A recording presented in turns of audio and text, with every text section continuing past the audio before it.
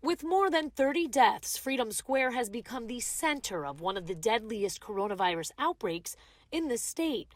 And while its website boasts of paved brick streets and elegance, federal health inspection records show 5 citations since 2017 for infection prevention failures, the most recent of which in February, just weeks before the pandemic was declared.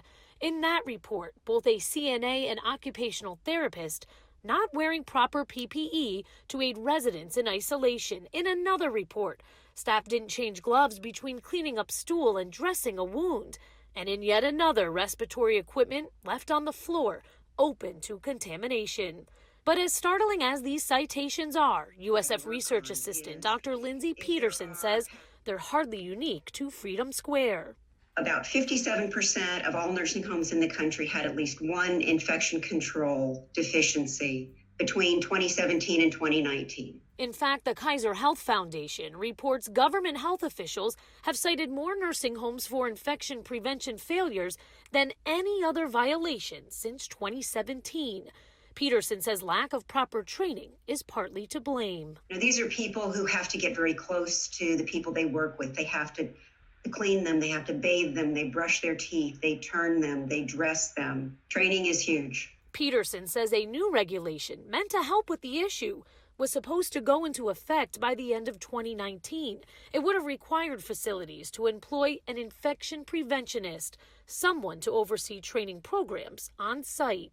That regulation had been delayed. The guidance was that it would go into effect later in 2020. And now here we are, a pandemic. And now here we are. In Pinellas County, Kate McVeigh, Spectrum, Bay News 9. Standing next to a sink full of dishes, Mary Daniel calls this her dream job. But it is mopping the floor, it's sweeping the floor, it's cleaning the grill, it's washing the dishes. I mean, it is absolutely 100% a dishwasher's job. To understand why the 57-year-old would take on this part-time gig on top of her other job, you first need to know of her love for her husband, Steve. Married 24 years, Mary says he's the love of her life.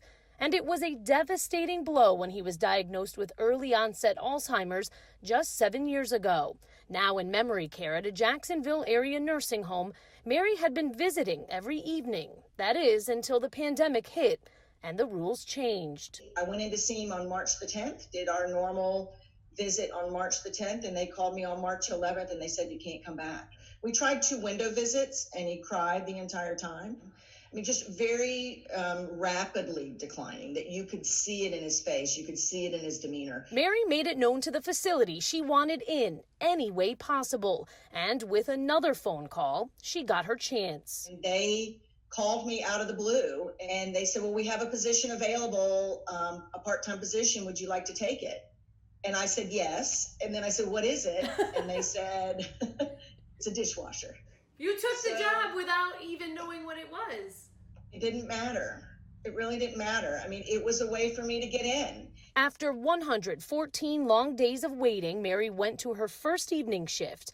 And after the last dish was done, she finally got to see Steve. Relief, just overwhelming relief. We both cried. So, and just held each other. I mean, just the longest hug of feeling him. It makes me want to cry right now just thinking about it. You could call it payment worth much more than any hourly wage. It's not about the money. It's about the reward at the end of the shift. And that is a dream job, no question about it. Kate McVeigh, Spectrum, Bay News 9.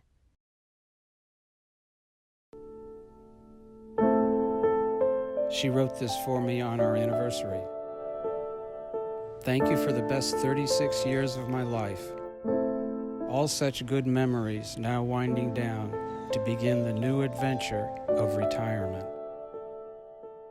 I met Jenny in the Peace Corps. I was just kind of an automatic connection. She's really pretty, and she's kind of like a Mary Tyler Moore. She's just a very, happy person. After we had been in Malaysia for about 4 or 5 months, and then we got married. I had a motorcycle that we had traveled on a fair bit. We built up the bike so that we could put our sleeping bags and all our clothes and my guitar and everything on the motorcycle. And we drove down to Singapore and began our adventure. We eventually came back to the United States. After about a year or so, Ginny got pregnant. Now we were 3 of us in the family. She was a perfect mom. You can't but help it, but just be, grateful. The years then go by as they do, and you got to a point where you had to take care of Ginny more than you ever expected.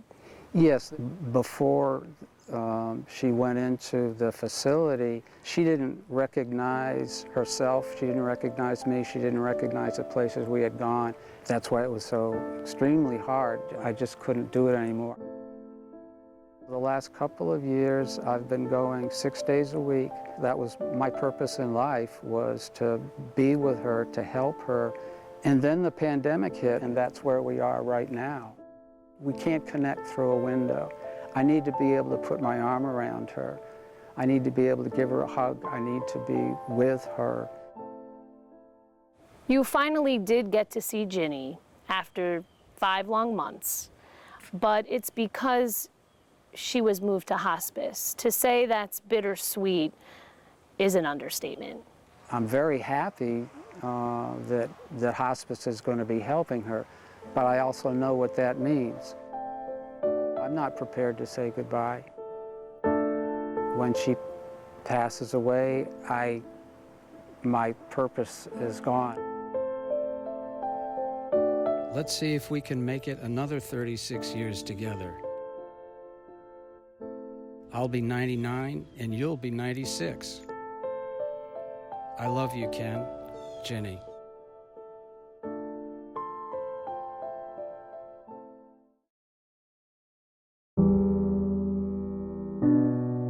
When you see that nursing home number pop up on your cell phone, your heart just skips a beat. I think I really realized this is the last time you're going to see your dad in this life, ever. And I just wanted him to know, Dad, I love you.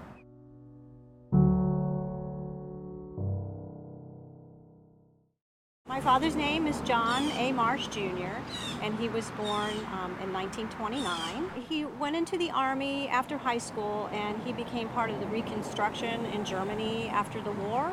And when he came back, what he really wanted to do was become a Florida Highway Patrolman. And so he applied, and he realized his dream. That's what he did for 32 years. He would do little special things when he worked at the Highway Patrol station. They had a machine there that, a Coke machine, and it had those chocolate Yoo-Hoo drinks. I would run to the patrol car, what do you have today, Dad? And he would bring me a Yoo-Hoo home from work. As a child, I remember one of my favorite things is being carried by my dad when I was little, because I always felt so safe and he felt so strong, and I just felt like nothing's going to touch me in this world. There came a day when I clearly realized that I was going to have to step in. I was going to have to be the parent, and he ended up in a nursing home at that point. I did get a call. It was actually very early morning, Father's Day. And I said, oh my God, I hope it's not COVID. And then she said, your father tested positive. And I lost it. They were able to transfer him to the hospice facility. So we got in the car, and thankfully we got there about maybe 3 or 4 minutes before the ambulance came in. And they pulled my dad out. And I so much just wanted to convey to him how much I loved him. And I knew this was probably the last time I was going to see him. So I just started yelling, Daddy, I love you. I love you, Daddy. I love you, Daddy. And then I just made the heart symbol and just yelled how much I loved him. I wrestled with that a little bit, that I wasn't able to be there with him as he passed. I had to get the clothing for them to bury him the other day, and I wrote notes and put them in his pockets. One of the notes I wrote, I'll have a Yoo-Hoo with you in heaven, Dad.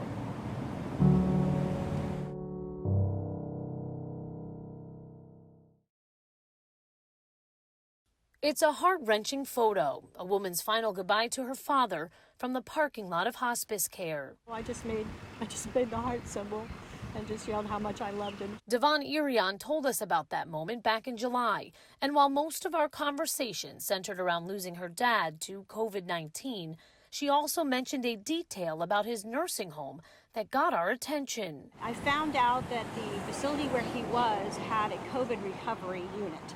The facility, Carrington Place in St. Petersburg, is one of 23 designated COVID-19 isolation centers across the state, essentially inviting the virus in at a time when all other facilities are fighting to keep it out. Irion felt it was a risk, and we wanted to learn more about the possible motivation behind it. After multiple public records requests to ACA, we finally got some answers, starting with this breakdown of payments. It turns out each facility is getting an additional $325.70 a day through Medicaid for every COVID-19 positive Medicaid recipient it accepts. That's on top of the provider's daily Medicaid rate. And get this, the facility is even being paid to hold vacant beds. So far, Carrington Place has been paid out just over $50,000 for its unit, and nursing home companies dedicating entire facilities are getting even more. In the Bay Area, Countryside Rehab and Healthcare Center in Palm Harbor has made nearly $72,000, and Oak Ridge Healthcare Center in Lakeland more than $1.5 million.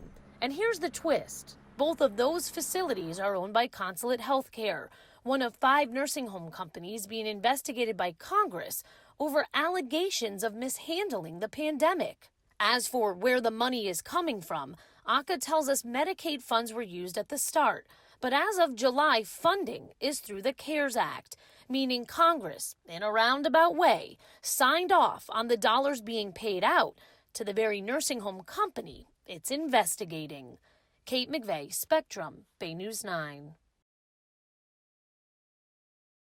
The word task force member Mary Daniel used several times, relief. That's what she told me following the meeting, not just for her, but for all of the families, thousands across the state of Florida, waiting for this decision to come down.